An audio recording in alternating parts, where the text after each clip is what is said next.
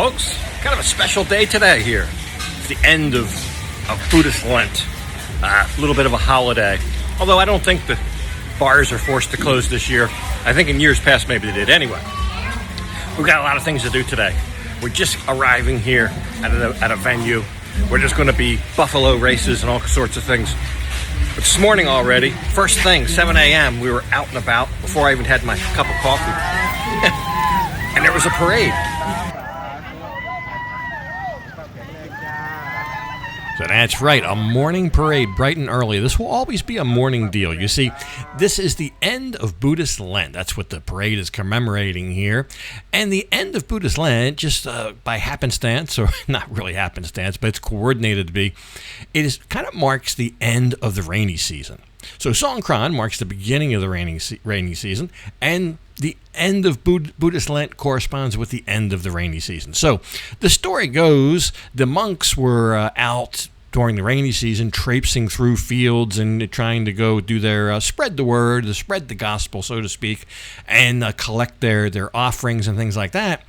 Well, they were ruining the fields in the rainy season, long story short.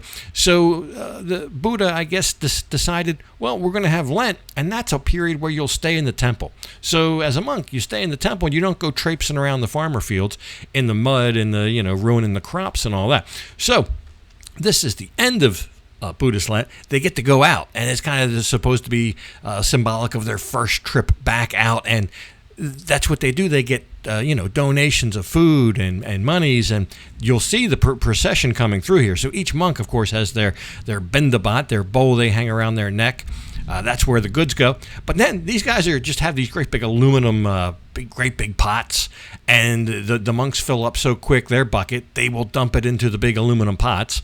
And then there's even trucks following along. So the trucks then the guys will dump the aluminum pots and bigger aluminum pots in the truck, and this will keep on going. This is actually the very beginning of the parade. This will go all over town. You might see this everywhere in Thailand.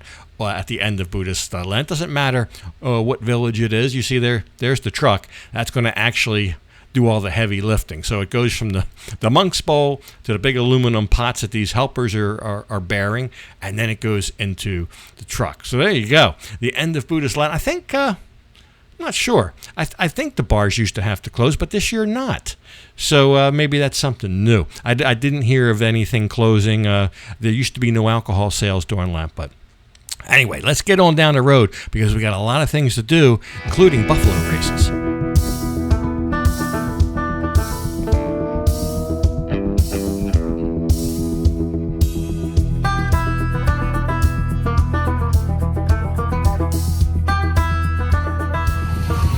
Gotta try and find some breakfast in the midst of all this.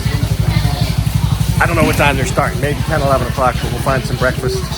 Maybe vis-a-vis some noodle soup or something. A lot of these vendors are closed because nighttime's the main event here. But this morning's also kind of a main event. I think yeah, I think Lon just found a noodle soup vendor, so we'll go see what that is. Get something to eat. I did find coffee, but could use something to eat. We've been going for 2 hours straight. All right, Lon will take care of getting the bowls of noodles ready. She told me to go find a spot. There was very little seating around here. I said, well, I'll sit with these two ladies. They look nice enough. So sat down there and had a little chin wag, and then Lon came, I guess much to her chagrin, with the noodle soup. Hey, there wasn't many places to sit, so I sat with the ladies.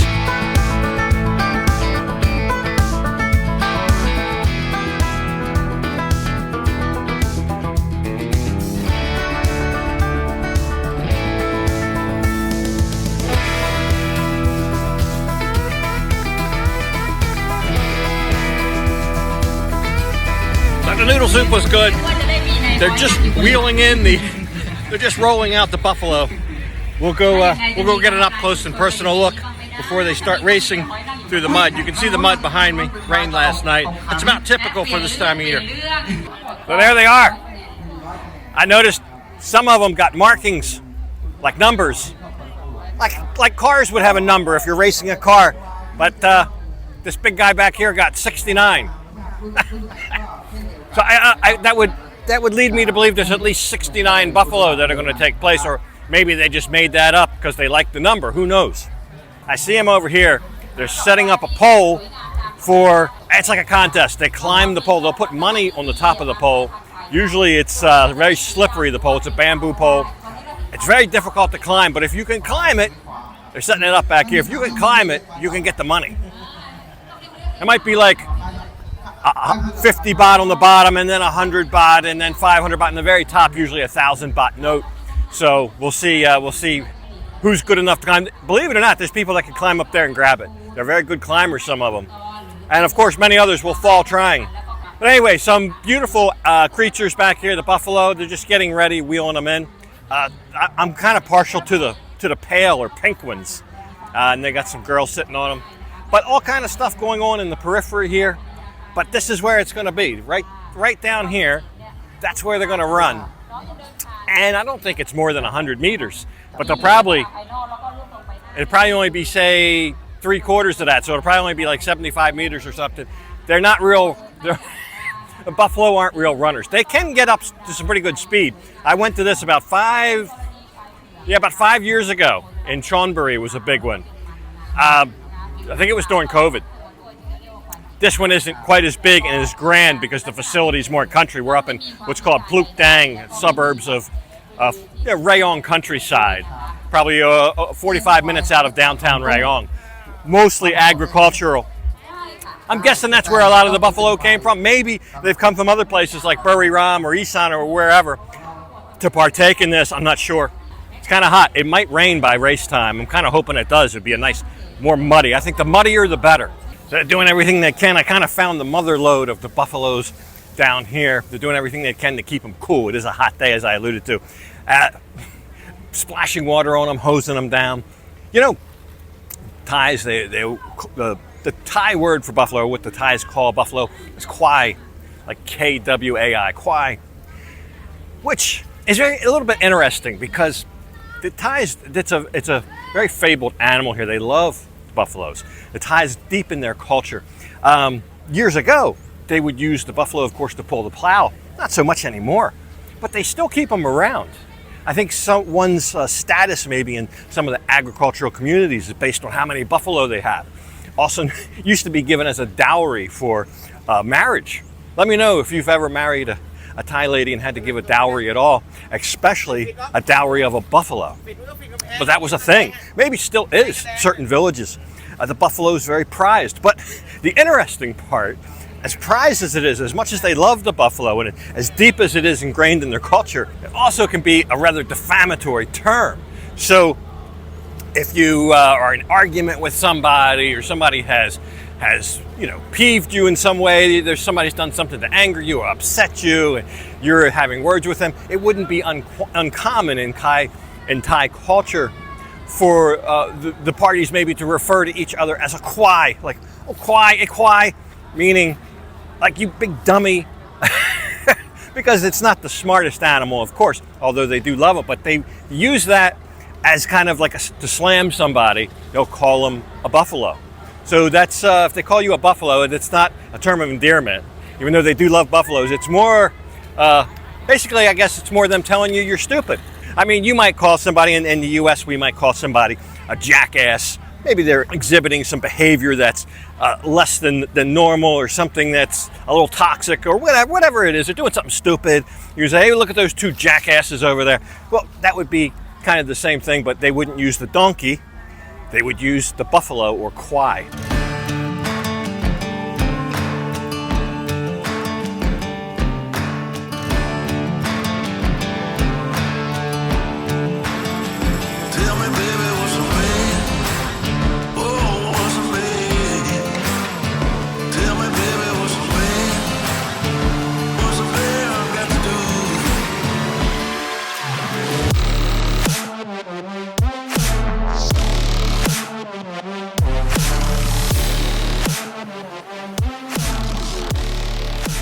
Right, some formalities. I believe the mayor was there, maybe the governor of Rayong. They had some dignitaries there. They did a little song and dance and everything. But now it's kind of like the practice time. That all, the end of the ceremonies, that marks the beginning of the buffalo races. But they got to practice a little bit first. And I mean, some of these guys, I'm not sure this one falls into that category, but this guy with Well, the guy there, the taller guy, I think he's a skilled, seasoned rider, and that might be his son going for his first buffalo ride. I mean, how daunting must that be? Your first time climbing up on back of a buffalo. They're not really meant to be ridden. You don't see a saddle. It's bareback, but they don't even ride on the back. They ride more on the butt, on the bum. There you go. He's up there. He's got it. Got some encouragement. And then you got the little stick or whatever, and that's your whip. You got to whip them. You got to whip them, and you sit way on the back. Now, the good part about sitting on the back is it's easy to come off of it when you come off of it. Unless you come off on the side. But a lot of times, if you need to bail, it's pretty easy to bail. Like, that was relatively safe. But I'll try to slow some of this down for you. The races go really, really quick. They don't last long. So I try to slow some down so you can really get an idea of what it's like. All right, so they start off by walking the buffalo the length of the track all the way up here to the starting point. I'd say it's harder than it looks, but it also looks pretty hard. But as hard as it looks, it's really harder than that. These guys, they'll get on the buffalo and then they'll be thrown off and get on. This is all before they even blow the whistle to start. So it's kind of a trial of patience, really. And what might be fine one day getting on the buffalo, the next, so in other words, even if you practice this, it's really hard to practice to get the buffalo in the right frame of mind. Here with all the loudspeakers going and the people and the heat and everything else, it's rather trying, especially for the patients. I think seeing some of the guys get thrown off before they'll have one or two that are all ready to go, and then one guy will get thrown off at the starting line. So it takes a while. It's also an exercise in patience for myself. I'm ready to start filming it, but no, this guy's falling off, or this buffalo hasn't cooperated. Sometimes they just kneel down. The buffaloes just kneel down, like they say, "I'm done. I don't want to play anymore. I want to take my ball and go home." So it's a comedy of errors, but that's kind of the environment. That's what makes it fun. That's what makes it funny to watch, and that's why it's loaded up with spectators here today, even out in the heat.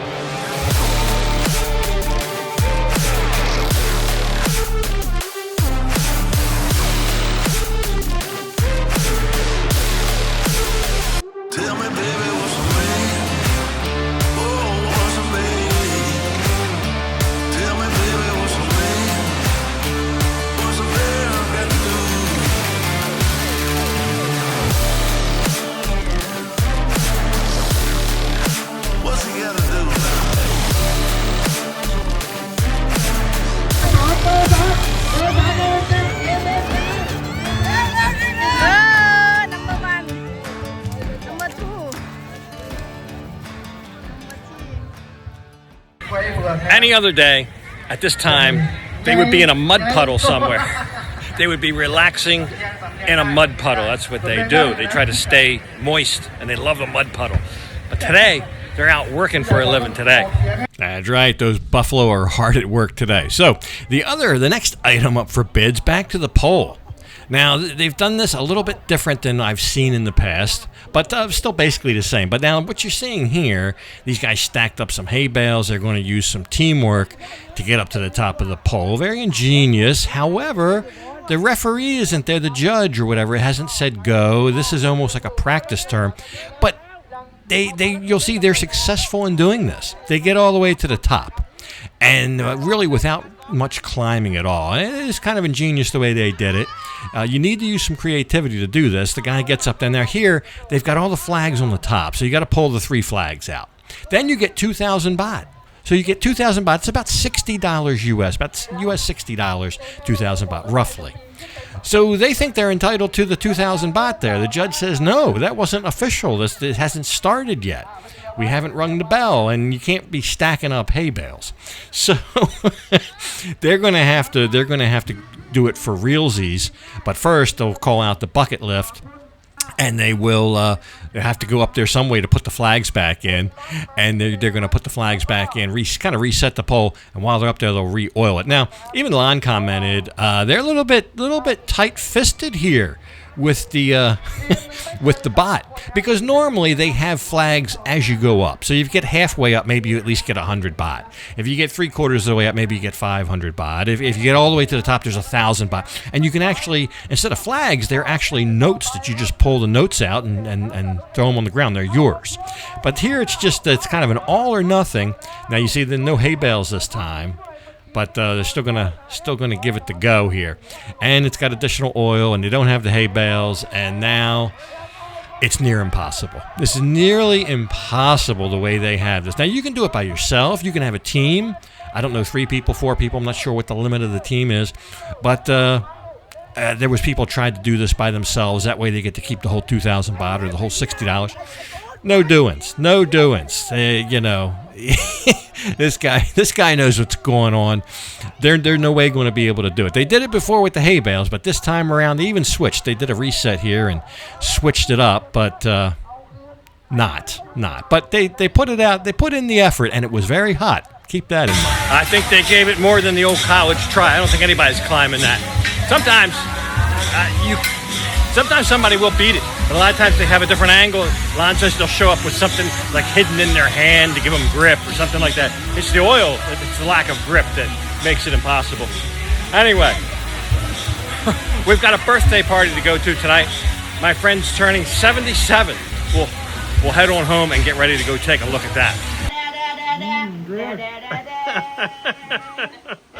Right, that's the ceremony marking that the mashed potatoes are done, the mashed potato dance. So while she brought out the mashed potatoes, the captain's already here slicing up the legs of lamb. Legs, I say legs in plural. So we have 2 legs of lamb. There's a second one. What's better than 1 leg of lamb, but 2? They were fantastic. She always does such a good job preparing the lambs. I think last year she had very small legs.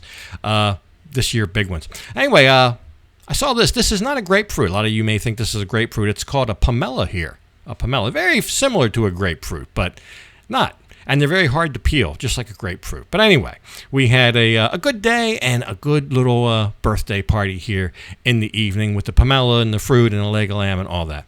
Anyway, hope you enjoyed the episode. Something else next time. But for this one, I got to go ahead and leave it off right here.